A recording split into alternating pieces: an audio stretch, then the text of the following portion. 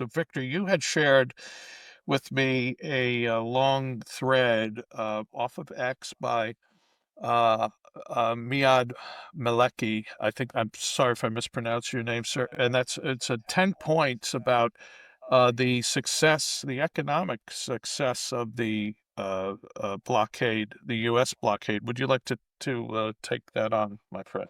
Well, I like that article because it was analytical and empirical. What he was saying were certain aspects that people had forgotten that they are receiving in their aggregate income about, was it 430 something million a day, Jack, in Yeah, fourth. petrochemicals, and uh, Just to say the collective economic damage yes, collective, is that yes. 435 million And a you can day. see Yeah. how, because there's everything they have from washing machines to tires that has to be imported.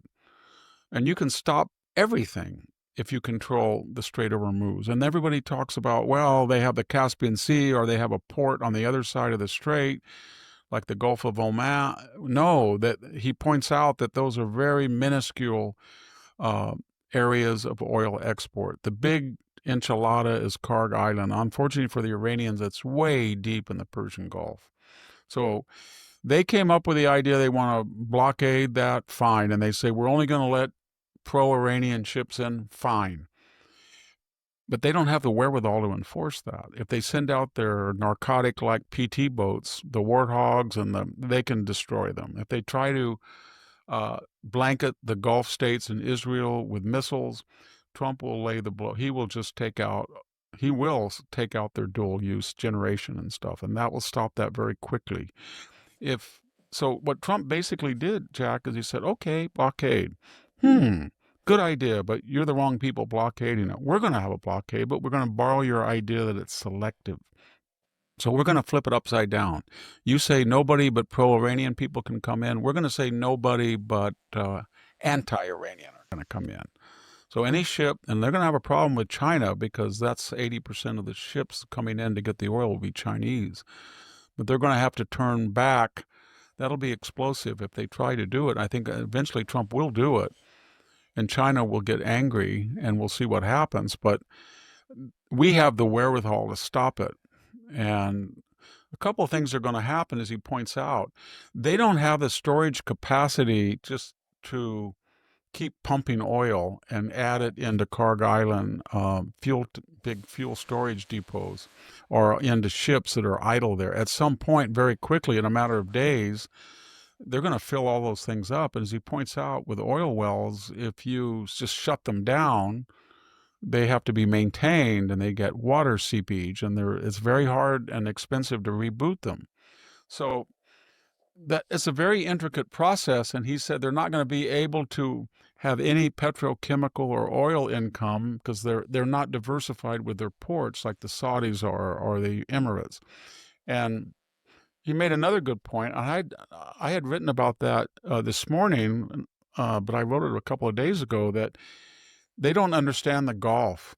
They think it's going to be forever 20% of the world's oil leaves. And therefore, they are critical because you've got to go close to their shore, and they're going to enter. And they just keep talking about that. And while they're talking, they don't see the world is changing, and it's changing rapidly. The Saudis now export most of their oil to the Red Sea. If the Houthis get orders to stop it, well, Trump bombed them for 56 days. And he hit the Israelis and the Americans can shut down their power, their water, everything if they try that. They're going to build probably another pipeline to the Red Sea. They're talking about building one across the desert through Jordan to Haifa or near Jerusalem. They're talking about expanding the one that already exists in the Gulf of Oman, where you could get the oil before you got near the strait.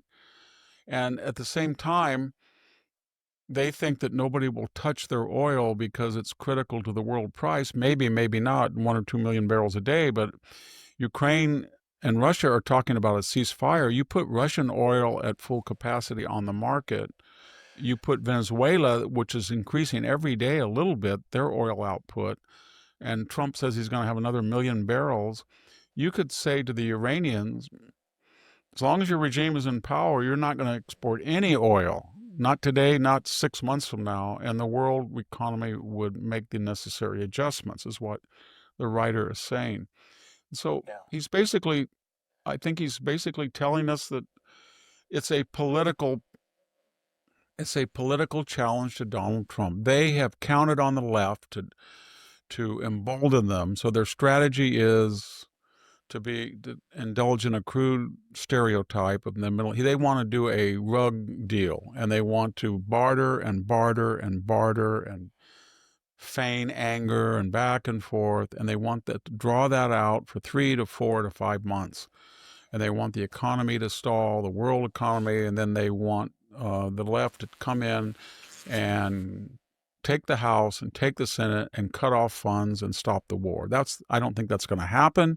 That's their strategy. But what he's trying to argue is that strategy requires a quiet population.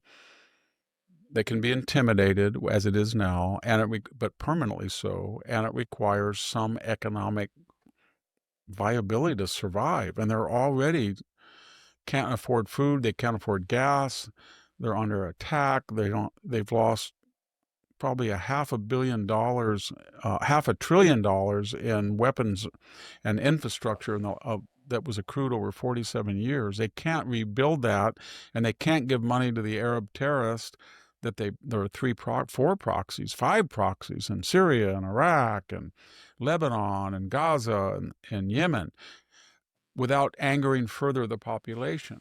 And as I said in this article, it's one thing to tell the population, well, you don't like us, but we restored the Iranian credibility. Everybody's afraid of us. We're the terror master.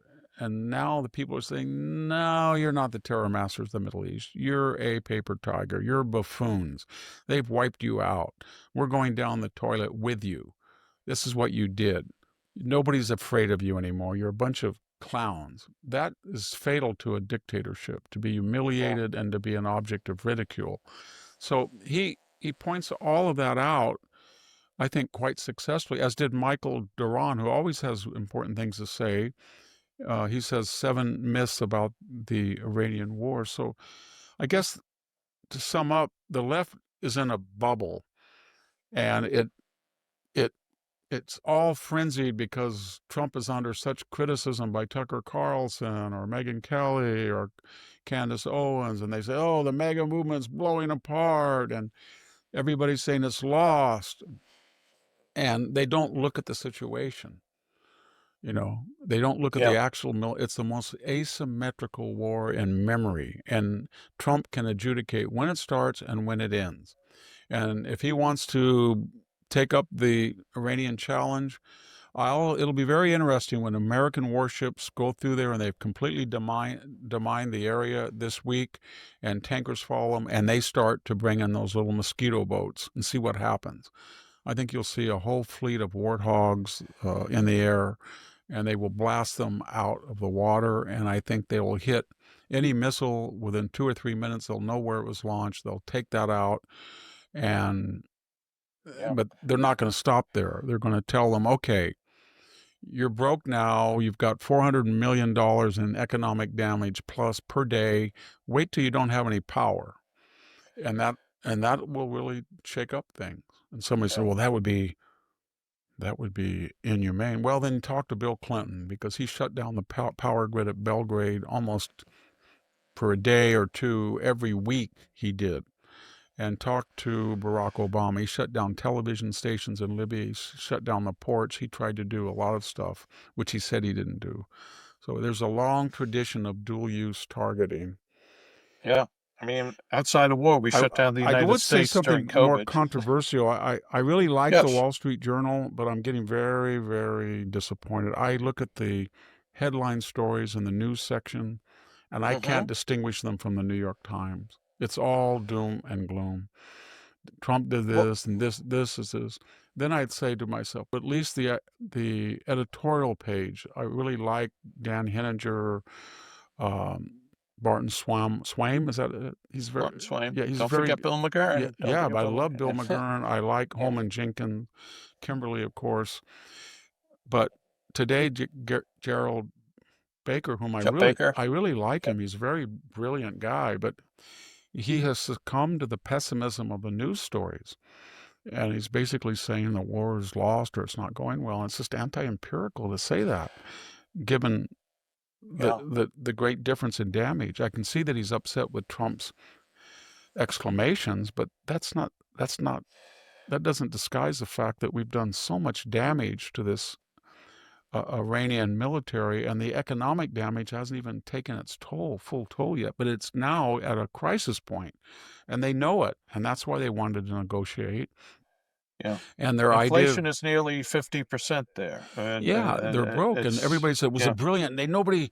Nobody imagined they would close it. Now they knew they were going to try that, but they don't have the naval facilities to close it, not against the U.S. Navy, and all they're yeah, going to do is say, well, we're going to close it. And the Americans said, well, we weren't going to do that, but because you gave us the idea, or you think it's okay, we'll do it. But none of your friends are coming in, and all of your enemies are, and they're all going to get oil from the Arab exporters, but they're not going to get any from you. And so it's going to flip back on them.